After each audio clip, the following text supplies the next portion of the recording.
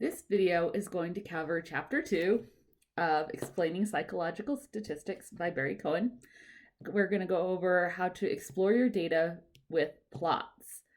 So here I'm starting on the Canvas page for our class, and I'm going to go to our class website by clicking on the hexagon for Statistical Foundations. And if you scroll down to the chapters, you'll have the HTML link for the slides. These slides are for exploring data with your plots out of Chapter 2. I'm going to open it in a new slide. So just a reminder, if for any reason you do want to print these slides, you can right-click on Windows, or I think it's double-click on that, and you can go to Print. And then you can go under your settings, or in this case it says more settings, and choose to print multiple sheets per page so that you're not wasting as much paper. Again, printing is always optional.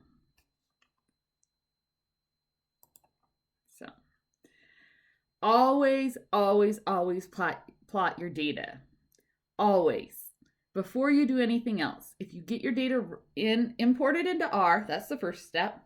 Second, you want to look at it and wrangle it till you get it in the format that you need, depending on what you're going to do with your data. Usually you want tidy format, one line for each observation, which is usually a person, one column for each variable. And you want to label all your categorical variables. So once your data is ready, you want to plot it first. And there's several reasons. One is it helps you find outliers, values that could be impossible.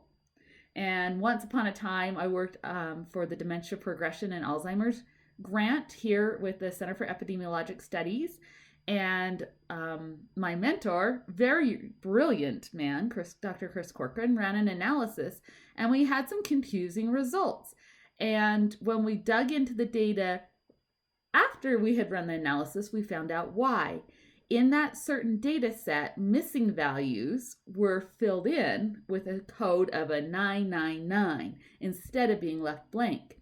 And that was a measurement that should have been a score between 0 and 100. And the 999s were treated as true values, not missing values. And so that screwed up our analysis. If we had merely made a plot and run descriptives, we would have seen that. And so this is the same man who told me, always plot your data first. He's the first person that taught me that principle. But even the experts forget this sometimes. So please engraven that on your heart. Always plot your data first. A second reason why you would want to plot your data first is it helps you see relationships and determine what the correct statistical approach could be. And it helps you guide the choices you make, because all models are wrong, but some models are useful. And their usefulness depends on assumptions and the variability in your data. And so by plotting our data, we can visually assess if assumptions are met and what's the right approach to statistically analyze our data.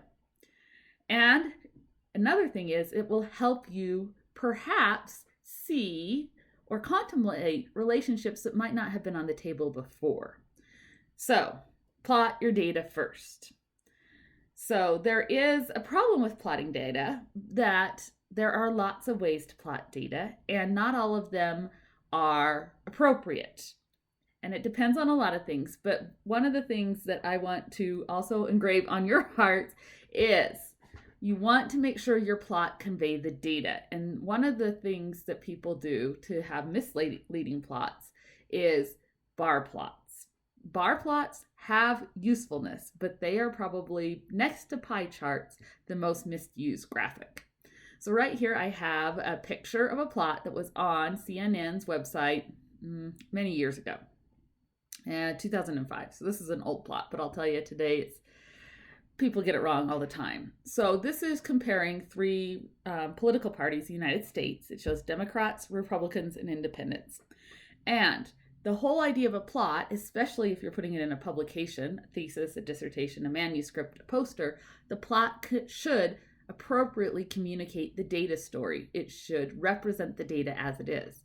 And in this plot, the first thing that when you see this plot is what? What stands out to the human eye as soon as you look at this plot on first glance? The green bar for Democrats is much taller than the other ones. Now, that is misleading because, and this is a good thing they did with this plot, even though it's misleading, is they have added the actual numbers and a accurate axis.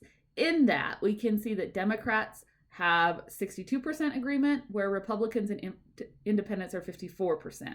Now, if you get over looking at the bars, the numbers tell the story, but the bars are misrepresenting the data. And so this is the problem with using a bar plot inappropriately, is the human eye, when they see a bar plot, you are judging the numbers based on the area, the height and width of that bar, the area. And so for a bar plot, you must have your y-axis go all the way down to 0. Now, some people will fight, well, it's 53, it's labeled clearly, but it still will be misinterpreted because the axis doesn't go down to 0. When we are comparing counts and percentages on a bar plot is okay, as long as we have the axis go all the way down to 0. Now I'm going to replot this with that happening.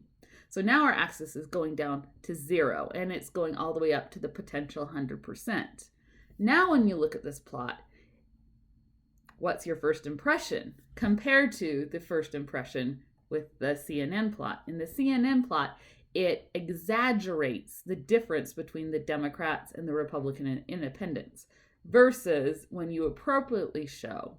Now again, this is a bar plot that's showing counts or percentages. You must go down to 0 so that the area of the bar appropriately shows count and percentages. Okay. So there are a lot of things you can do well and a lot of things you can do not so well with graphics. And so some key principles is that your method of graphing should match the level of the measurement. So if you have a categorical variable, that should be reflected. If it's continuous, you should reflect that too. All the axes should be labeled, and you should have a figure caption. APA is now calling this a figure title, but it should explain what the plot is. You should try to say and show your information as simply and clearly as possible and avoid chart junk. So I'll show you some examples of this. Other principles are never do a 3D plot unless you're showing a third variable.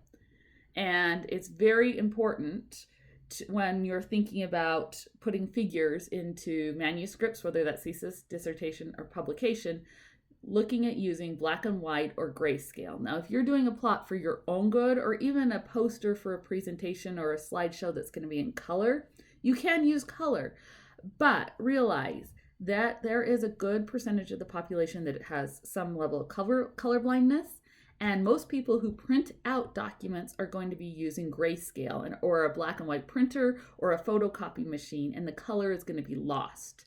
So we could go into more detail, but that's always something you want to worry about when you're making plots, is if you're using color, is it going to be correctly conveyed if it's converted to grayscale? So all of these things, making a good plot takes a lot of practice. And here at Utah State, the Math and Statistics Department has one of the leading experts in statistical visualization in the world. His name is Dr. Jürgen Szymanczyk.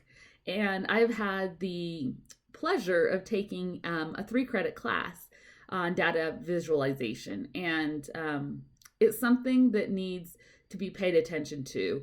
Defaults, no matter what the program, but I would say especially Excel, are usually horrid. And R does a pretty good job with the defaults, much better than SPSS and light years ahead of Excel, but still the defaults are not always the best, especially when it comes to color. So there's several books that, if this is something you want to know more about, Edward Tufte is like the father of statistical graphics. He has a lot of good books. These are older, so they predate software. R for Data Science by Hadley Wickham. And Grolmund is really good for making graphics in R, and Healy has a book called Data Visualization for Social Sciences. So if that's something that interests you, those are some more resources. Plus, I always like to talk graphics. So for this chapter, there's, besides actual plots, it covers frequency distribution charts. And these are used to make, or they're kind of like the number representation for a bar plot. So anytime we're counting the number of occurrences in a category, whether that's male and female, or whether it's ethnic group, white, African American, Latinx, whatever, if we have a nominal or even an ordinal variable, a frequency distribution table is a good way to get an idea of the breakdown of your sample into those groups. So here's an example of one made with table F. Sometimes we can use table 1, but table F is the one that most matches the one that SPSS makes that your book talks about. And it gives you, in the first column, moving from left to right, the first column here is a variable called X, and we see it has 4 levels, and it also lists the missing. And missing is blank values, or those NA values. And then it will say the frequency. Frequency is the count of observations that fall into each of those groups. Cumulative frequency starts at the top and adds as it goes down. And you'll notice some different softwares, including our textbook, will sometimes flip and it adds going up. And there's not really a right or a wrong way. They're just usually different programs default different ways. So the frequency is the count in that category. Cumulative frequency is adding up as you go down in the table or up. And then we have the same 2 columns by percentage out of the whole. So in this situation, we have 1,000 observations on this variable. And so it's converting the frequencies by dividing by the 1,000. So here it's just moving the decimal place. And often table, it's interesting to do the percentages both with the missing values and without, because in some situation missing is meaningful and sometimes we're going to ignore missing values.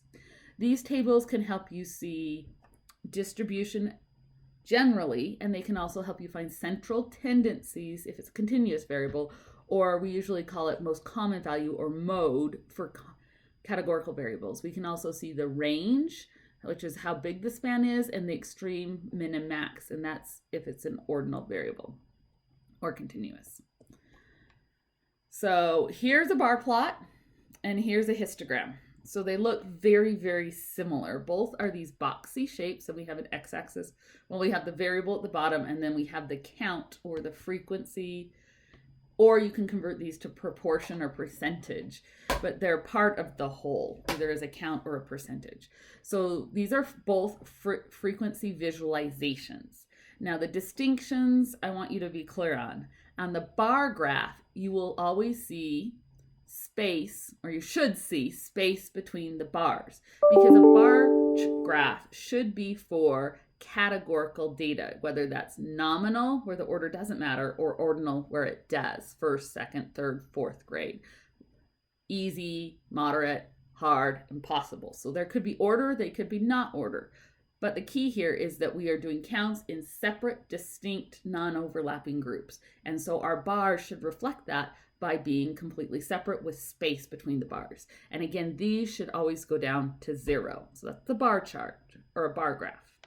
A histogram looks very similar, but right off the bat, you can see that those bars touch, or they could potentially touch. We can sometimes have skipped bars, but we still have bars, and they are all together. And this is appropriate when our variable that we're looking at the distribution for is continuous, meaning it could be any value along the full spectrum from min to max. And so we chop it up into equal size intervals or bins, and then we plot the frequency count inside of the bin.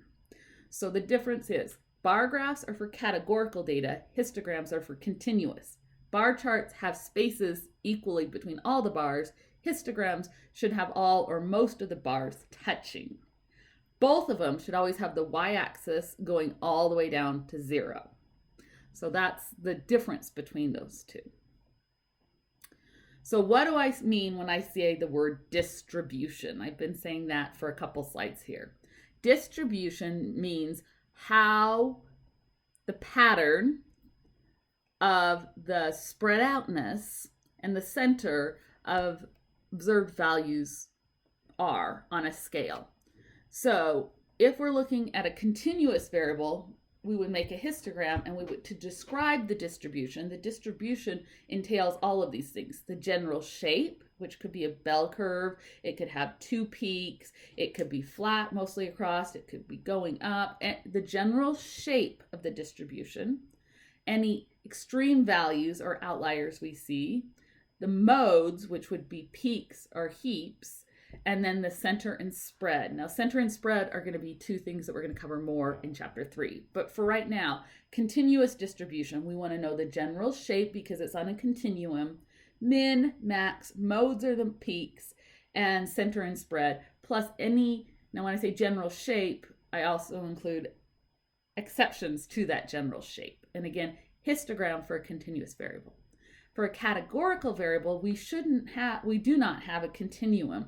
So instead, the distribution of a categorical variable can be described by that frequency table with the counts for each category, or converted to a percentage or rate out of the total. We can use bar charts to do this, and it doesn't make sense to do center, spread, and min and max if it's a nominal variable because the order is irrelevant. If we are doing parts of a whole, that is the only time we should ever make a pie chart, and it should never be 3D. And not going to get into the weeds on that, but in general, avoid a pie chart unless you're showing parts of a whole. But even then, they're problematic. So here's an example. This is a variable on page 29 of your textbook. It's table 2.5, and it has a sample of 25 households, and each household was asked how many people live in the home. And so we have the size, that's our variable, the size variable. So each house has between 2 and 10 people in it. So the frequency tells us that there is only one household in our sample that has a family size 2, and we have 2 households that have 10 people in it. So frequency is the count of how many in our sample. Cumulative adds those numbers up as we go down, so we can see it's out of 25. So then to get the percentage, we take each of those counts and divide by 25 to make a percentage. Cumulative just adds that up again going down. So if I wanted to know about if I asked you to describe on the test, or you needed to write this up in some way, the distribution of household sizes in our sample ranges from 2 to 10, with the mode of 6 people per household. That's the most common. And now this variable is an interesting one because it's not nominal, because we definitely have order here. 2 is less than 4 to 10. So it is ordinal, but the difference, adding a person, whether you're adding from 5 to 6 or 9 to 10, a person is a person. So we would say it's interval. Ratio would mean 0 means none. Okay, that applies. So this is really a continuous interval ratio variable. However, it's not truly continuous because we can't have 2.1 persons. We're not getting into pregnancy here. And you can't have 3.75235 people. It has to be a whole number. So it's a discrete value on a continuous scale. So would you make a bar plot here, or would you make a histogram? You could kind of go either way. So here, this is the data as a bar chart. And so on a bar chart, you notice we have those little gaps, at least some gaps, and equal size widths and equal size gaps going across the spectrum from 2 to 10. Now, when you plot it, it's a little easier to see center and spread. So we still see the same as the frequency chart. We see that we have min of 2, max of 10, the mode is 6, and you can get a better overall picture in one glance versus comparing all of these numbers. So one way of displaying the information is not better than the other for all cases. The more values you have on your variable, the more a picture is helpful. So we said that this is kind of a continuous-ish variable, so we could also make it as a histogram. And if we make it as a histogram, we see no spaces between the bars. The bars are the same height. Both of these go from 0 on up, and we still have the same scale across the bottom, size of family. But the distinction is bar chart, gaps between the bars. Histograms, the bars are squished together. Now, at a family size 3, this sample happened to have no houses or families with 3 people in them. So we do have a gap there, but it's because of missing values. No one happened to be in a family that size, but there's not this constant gaps between the bars. So again, let's look at the histogram. Histogram, we've got bars. The height of each bar represents the count or the frequency, how many people would fall in that bin. Now these bins are 1 person wide. Another way to plot this, because there's always more than one way to plot data, would be instead of to make a bar to the height, we could make a point at the height and connect the dots. And so that's called a frequency polygon. Polygons means a geometric shape with multiple sides. So instead of making bars of that height, we put a dot at the height the bar would be and connect the dots. That's the frequency polygon. It gives you the same information, just a different way to look at it. Again, one's not always better than the other. There are certain situations where one might be advantageous. So the frequency polygon looks a lot like a histogram. It's connecting the height of each category, the count in each category. And that's just for that category.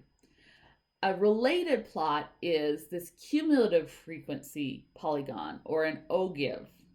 That's how I say it. I might be mispronouncing it. The ogive, instead of having a point for how many people have that value, it's cumulative thus far. So family size 1, we have no people, so it's at 0. Family size 2, we have 1 person, it goes up to 1, but it's never going to go back down. So there's no people, no households with size 3, so it stays flat. So if you gain no is how many you have total going across. So if you gain no one, it's going to be flat. You can't lose people, you can only gain. And so by the time you get to the end, all the way on the right side, you shouldn't have reached the maximum, or 100% if you're doing it on a percent scale.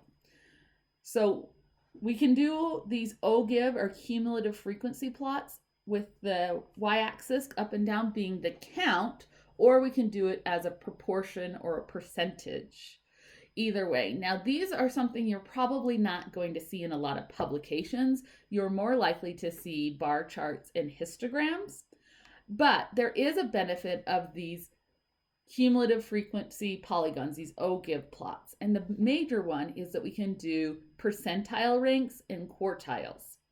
And for some of your disciplines, those are things that you use a lot of the time.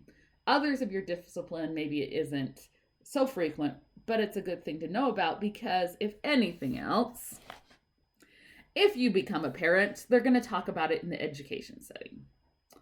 So we can use these ogive scales that are on a proportion or percentage to convert or to calculate percentiles.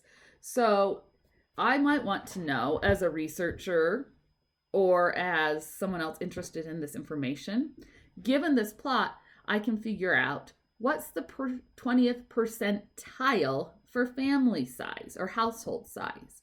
So percentile is a very specific definition. Percentile is the percentage that are less. Less, always less. So the 20th percentile would say how big of a household size is it where 20% of the households are less than that number. So the way you do this is you go to the percentage or the proportion, and we would go to 20%, which is the number 0.2. That's the purple line we come across, and then when we hit that, connect the dot line, we go straight down. And here we see that at 20% that we hit the line when the family size is 4. So the 20th percentile for household size is 4, meaning 20% of households are size 4 or less. So this one was really nice because when we went to 20% and came across, we perfectly hit one of the dots on our line. This isn't always the case. What if I wanted to do the upper quartile or the 75th percentile? 75, when I go up to the 75% and go over to the line, I don't hit a dot. It's between two dots. Well, I can go between those dots. It's between the 7 and the 8. So the 75th percentile falls between 7 and 8. So 75% of the households are less than size 8.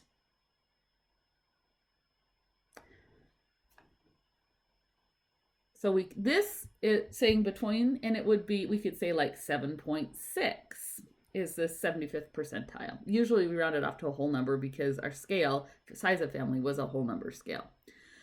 This going in between points on a line is called linear interpolation. It sounds really fancy, but it's really not. You just go to your percentage, come over and go down and say what it's between.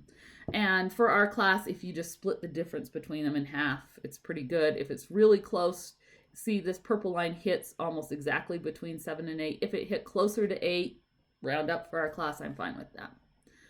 So this is especially a situation where we have our real distribution versus our theoretical distribution that aren't exactly the same. So if I was to take a sample, like here I did household size, it's pretty up and down, right? In reality, the bigger the sample I take, the more smooth that distribution is going to become. In this sample, we happen to get no families size 3. But if I take another sample or a bigger sample, we'll probably end up with some size 3. It just was sampling. This particular sample didn't end up with them. So that's the idea behind the real versus theoretical distribution. If you take a sample, you might not, your sample distribution, the shape, remember the percentage breakdown, it might not be exactly what the whole population is. A sample is a guess at the population. The other reason that the theoretical and the real distribution might not be exactly the same is if we're measuring with non-perfect precision, we'll say that. So if I measure the height of people, say we're going to say Utah State students or children in the 2nd grade, or time it takes to fill out a survey, or if I'm measuring something, and let's go with the height first because that's this plot. I can measure to the foot, the closest foot, to the closest inch, the closest 1/10 of an inch, closest 100th of an inch. Every tool we use is going to have some imprecision based on how accurate or how precise our measurement tool is. And the more rough or imprecise our measurements, the more jagged our distribution is going to look, especially in a sample. The idea of a theoretical distribution is if we had a perfect measuring tool on a very large sample, what would the distribution, that histogram, look like? And again, sample distributions with imprecision in the measurement tool will be a little bit more jagged, but they're going to give us an idea of what the theoretical distribution with infinite precision would look like. Okay, I'm going to stop here on this recording, and then I'm going to come back and make another one about applying these concepts with Eno's data set. So making bar plots, histograms, doing percentiles, frequency distribution tables, and quartiles. So look for that one next.